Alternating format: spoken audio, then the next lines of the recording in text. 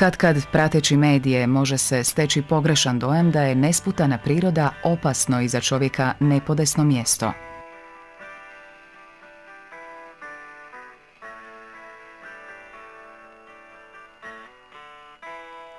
Senzacionalističko izvještavanje o nezgodama i nesrećama što se neizbježno pokatkad dešavaju mogu ljudi koji nisu vični odlasku u prirodu izazvati sumnju i strah.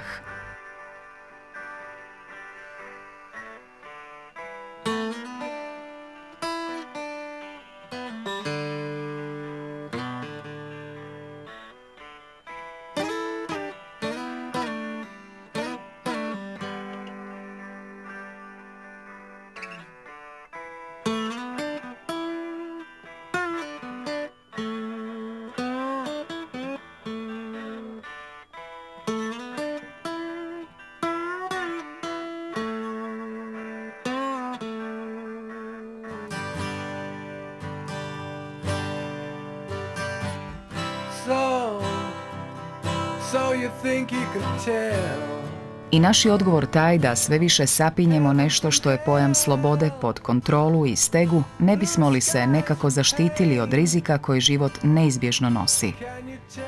No istina je da se priroda ne smije i ne može mijenjati prema svakom ljudskom hiru, jer je ona izvor nadahnuća, životne snage i jer je svijet u kojem živimo naš najbolji učitelj.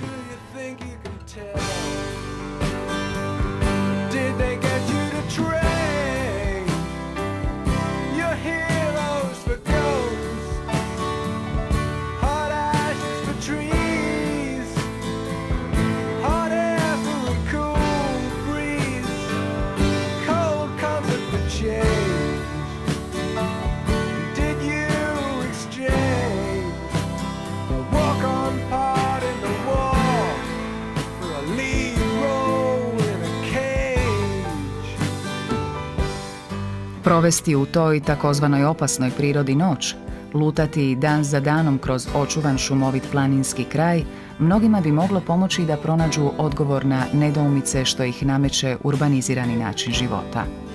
Jer samo na svijetu u kojem smo poniknuli razumije do kraja i bez ostatka. U toj predivnoj kreaciji skriveni su svi putevi i odgovori koje tražimo. Naše spone s prirodom duboke su i neraskidive, a upravo su mladi danas sve svjesniji besmislenosti odlaska iz ove čarobne kreacije koju nazivamo svijet i koja je naš pravi dom.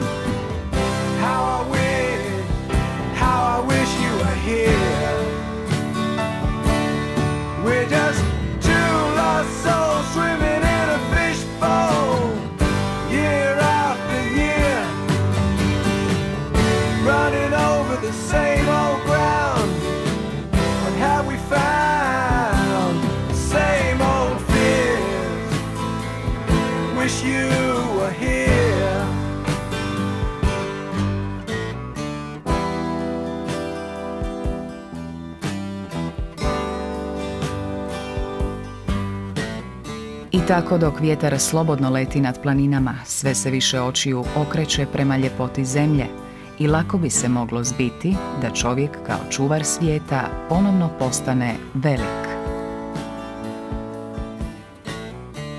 Velika riječ, čovjek.